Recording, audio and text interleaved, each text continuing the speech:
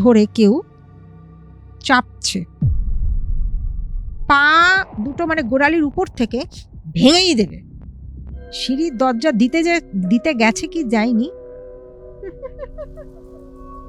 এরকম একটা হাসি পেয়েছে শুনতে।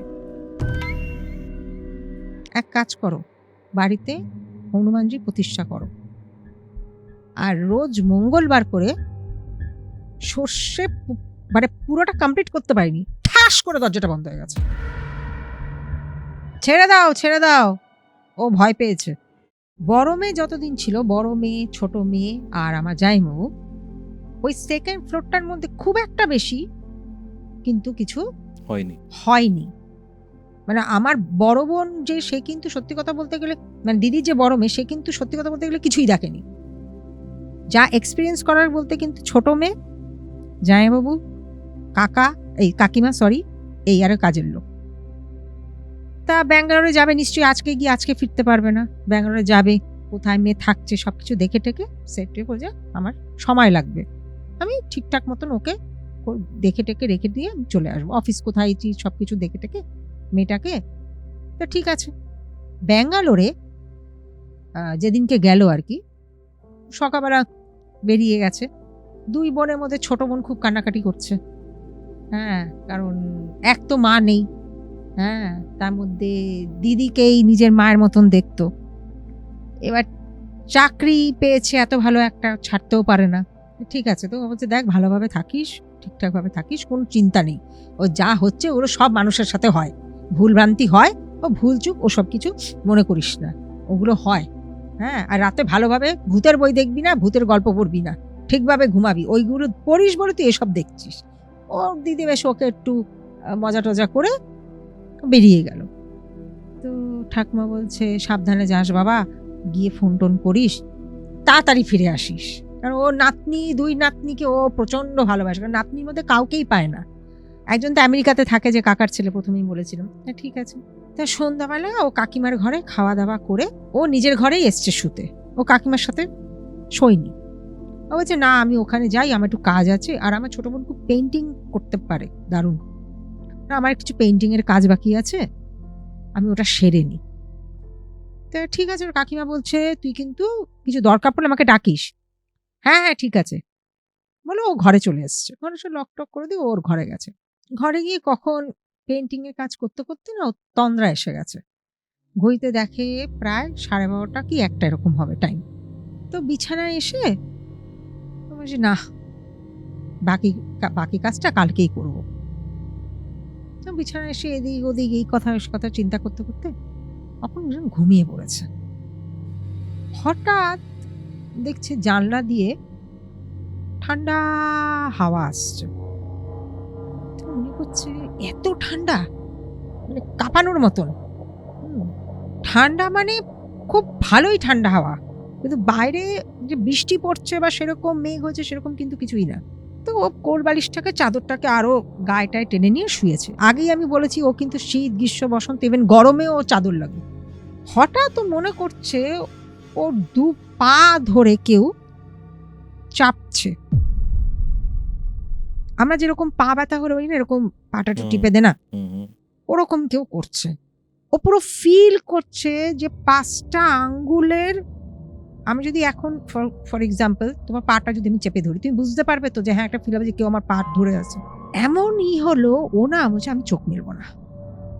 আমার বোনের কিন্তু ঘুম ভীষণ পাতলা, আমি এবার চোখ মেলবো না।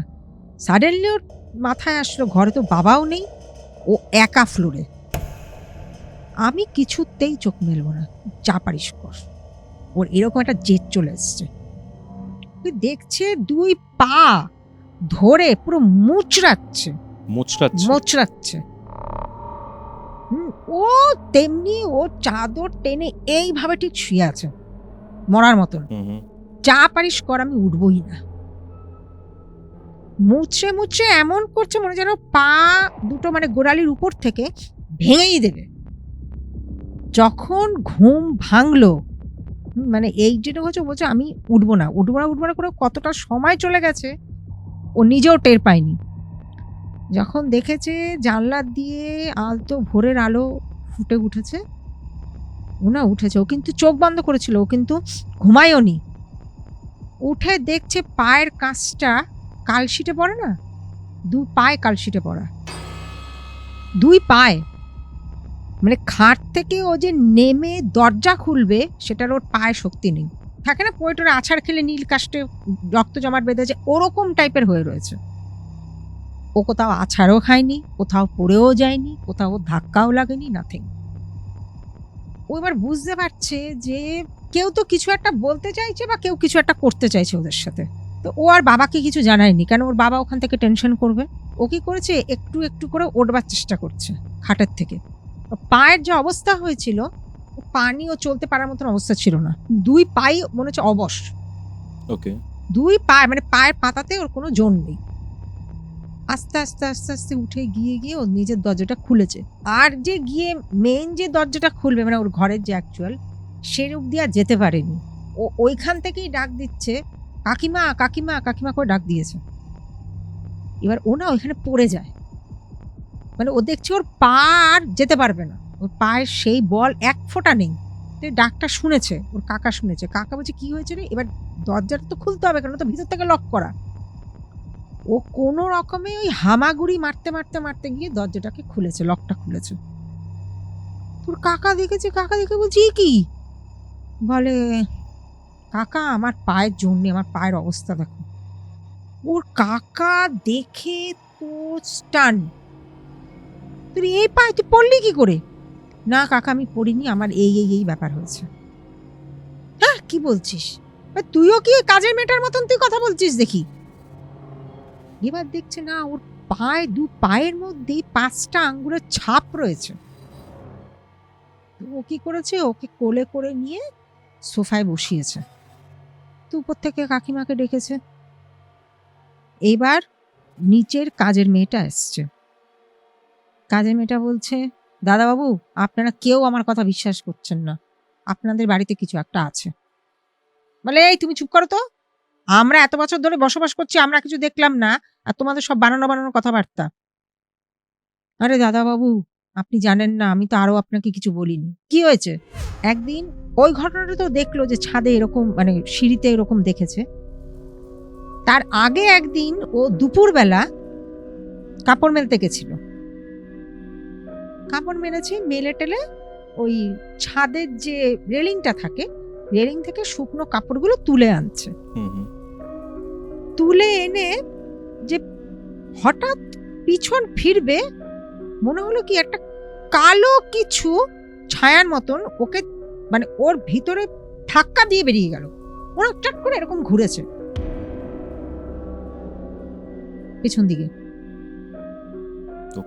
ও দেখছে কিছু না, হ্যাঁ ওরা ভিতরটা ছ্যাত করে উঠেছে, না কেউ তো পিছনে ছিল।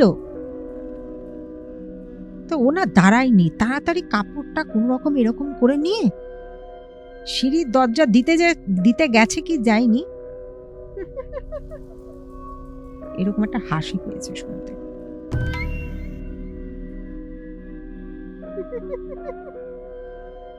দুইবার ও সিঁড়িতে আর তাড়াচাবি টানাচাবি কিছু দিতে পারেনি, চলে এসেছিল নিচে। তারপর প্রথম ওইটার বলেনি, কেন বললে ঠাকুর, কেন বাড়িতে বয়স্ক লোক রয়েছে, নতুন একটা কাজের লোক এসছে, কারণ ওর বছর ওখানে কাজ করছে অনেক বছর হয় বা 4 বছরের উপর কাজ করছে, বলেনি তখন। কিন্তু এই জিনিসটা যখন বলল এবার, ওর জন্য মানে 2বার করে ইনসিডেন্ট ও দেখেছে, ওর জন্য ও বলছে এখানে কাজ করব না আমি, এটা বলেছিল। যাই হোক কাকা মহা দুশ্চিন্তায় পড়েছে। কাকার হঠাৎ মাথায় আসলো যে এই আমার যে বোনের যে মেসোমশাই, উনি এইসব খুব সাধনা আর এইসব খুব করেন, উনি প্র্যাকটিস করেন।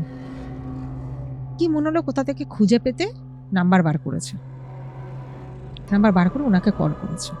তখন ওই পার থেকে বলছে আরে রবি যে, মানে ওর কাকার নাম রবি, এতদিন পর কি খবর? মানে না সবই তো জানেন, এরকম বৌদি চলে গেল, মন মেজাজ আমাদের কারোরই ঠিক না, তার মধ্যে 2 মেয়েও তো এতদিন বাইরে ছিল, এসছে। শুনুন না আপনি একটু আসুন, আপনার সাথে একটু কথা আছে বাড়িতে। আপনি বলুন আপনি কোথায় আছেন, আপনাকে আমি নিয়ে আসবো। বলছে আরে না না নিয়ে আসতে হবে না, আমি কি তোমাদের বাড়ি ভুলে গেছি, আমি ঠিক চলে যাব, কি হয়েছে। এবার ওর বুঝতে পেরেছে যে ওর ডেকেছে মানে স্বাভাবিক, এদেরকে কিছু বলতে হয় না, কিছু না কিছু এরা যারা সব সাধনা করে তাদের আইডিয়া থাকে যে something is happening strange, something is fishy. ওর মেসোমশাই সন্ধ্যাবেলা এসছে। সন্ধ্যাবেলা যখন এসছে, বাড়ির গেটের চাবি কেউ খুঁজে পাচ্ছে না, বাড়ির গেটের চাবি কেউ খুঁজে পাচ্ছে না, অথচ চাবিটা কিন্তু ওদের এই গেটের পাশে একটা বক্স আছে, তার মধ্যেই রাখা থাকে। গেটের চাবি হাওয়া, দোতলা, নিচতলা, ছাদ, চাবি নেই, চাবি নেই, চাবি নেই, চাবি নেই।